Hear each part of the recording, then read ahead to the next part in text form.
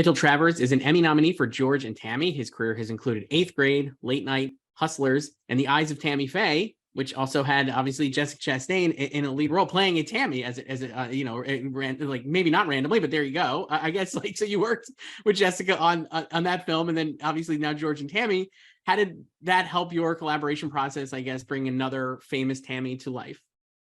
I first started to hear about the second Tammy during the first Tammy. We, pretty instantly, Jessica and I had a really nice collaborative process. And, she was able to describe what she wanted to do in a scene, and I was able to do the work of a costume designer to sort of mirror the same intentions that she was going to play out in the scene. So we realized we had a good thing going. We work in a very similar style.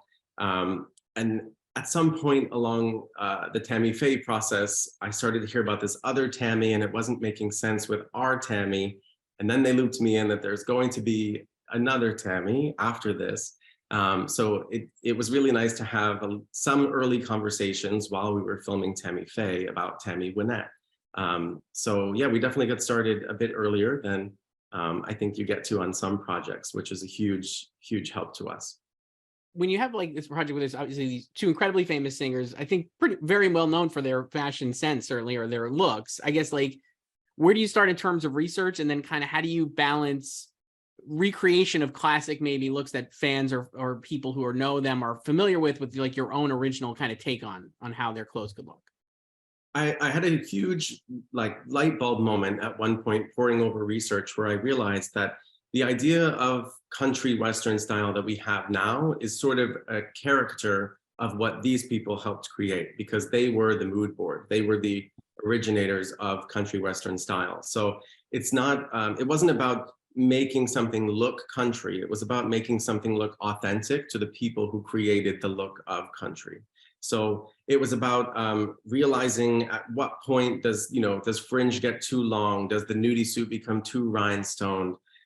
Is the cowboy hat too much? It became about finding that line about the early origins of the elements of this style and keeping it honest, and not any sort of parody or exaggeration of their style. Are you doing a lot of like, are you going to find like, are you constantly looking for like vintage stuff that you could do? Or are you building like original like costumes like based on, like you said, like research and stuff you're picking up from like, like looking back at the era and that stuff? I found of course, as costume designers on any period series, you're going to rely on the rental houses that serve our industry. But I prefer, when I can, to find these gems out in the wild, because I feel like they're less curated, they're more eccentric, they're a little bit more real than some of the curated aisles that we all utilize for our work. So I set out in the beginning, I had my assistant come with me, and we did a road trip throughout the American South that we stopped in just about every state, in some of the most insane, estate sales, thrift stores, vintage collectors, and we just started to slowly put together the look of this show. And along that path, I realized that so much of the time when we look at the 60s or the 70s, we have this force-fed idea of what the color palette for 10 years is, which of course isn't true. So it was really fun to pick out like what does 1968 really look like versus what we think it does, or what do the early 70s look like as opposed to the late 70s. And so finding these clothes from real people helped inform the color palette in a hugely, for me, it was a jumping point, like teals and reds and banana yellows and browns and all these color combinations that to a modern eye feel a bit jarring because they don't look like the 70s, but they truly were. And for me, it was really exciting to get to put the clothes together in that way.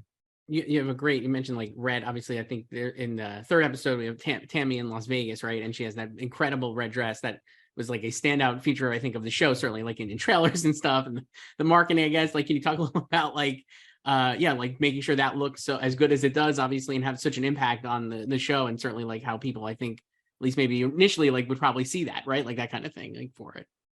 This is a nice example of the way that Jessica and I work together. Is we'll talk about that scene, and I asked her, I was like, how do you want to feel? And she just said red.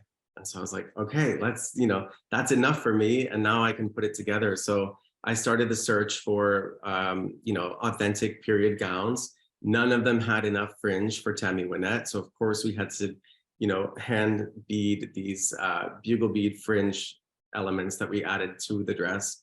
I feel like we were sewing them on truly until cameras rolled. But Tammy had this incredible way of walking that was sort of like a swish in the hip, which Jessica mimics really beautifully. And so the silver fringe just really helps accentuate that movement and that character study. And of course, you put it under theatrical lighting and you get, the movie star in a red dress. It's the perfect moment for somebody like me. But it was a real example of how we work together, where it's just that little kernel of a thought, and I get to sort of color around those lines in a way that I feel really inspired by. Is that like, I mean, you obviously, like I mentioned, you worked on so many other projects. I mean, is your collaboration with Jessica like unique in that fashion, or do you try to get that granular with like all the other performers you've worked with as well? I always try. I mean, every actor is so different, and I'm sure everyone on this panel can speak to the different process that we get to experience with actors. For whatever reason, Jessica and we really align on our process. It's a very similar approach that we have. I like to get the actor dressed in the morning in the same way that a human being gets dressed. So I don't like to just deliver that one costume that's exactly right.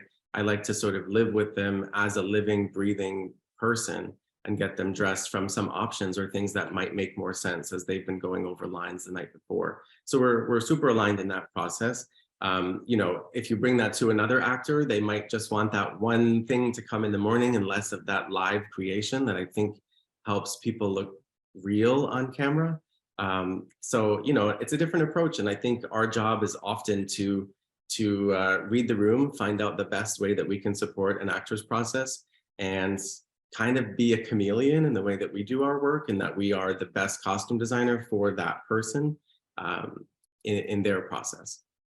I've heard in other interviews you talked about, I wanted to talk a little about Michael Shannon, George Jones. Obviously, you said that George Jones had like, I think it's an ensemble approach to his outfits, right? Like, or his wardrobe, or everything kind of like worked together in a specific, everything was like done to work together, right? That kind of thing, I guess. And I guess like, how did you apply that with Michael and like try to, make sure George got his due in this as well? Because I think, he, like I said at the top, these are two people who are very well known, I think, for their looks, and like kind of like you said, are maybe the impetus of like what we think of now as like this kind of country western look, basically, right? Like, or little so.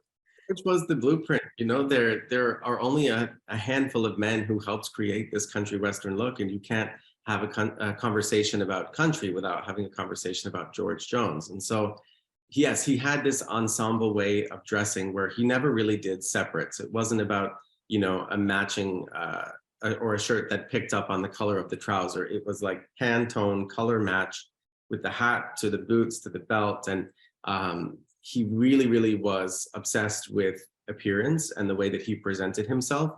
I think, if I were to use part of our job as costume designers to be the psychoanalyst, I think that came from his relationship to alcohol and sort of the chaos that brought into his life. And then this was an area in his life in which he could be super controlled, perfectly presentable. So it was really fun to get to turn up the volume sometimes when his life was in chaos. His outfits were at a 10, and it was the weird off balance way of keeping him balanced. But there was no such thing as a closet for him. It was outfits every time we saw him, because he had a lot of his clothes made, and they were made to be worn as an ensemble, not just pieces. It's fascinating. And I think what you said there about like using that to like an aspect of his life that he could control when it was so out of control is really, really, really wonderful to hear. We have to wrap up there. Mitchell Travers, an Emmy nominee for George and Tammy. Thank you so much for talking with me. That was great. Thanks so much. Thanks.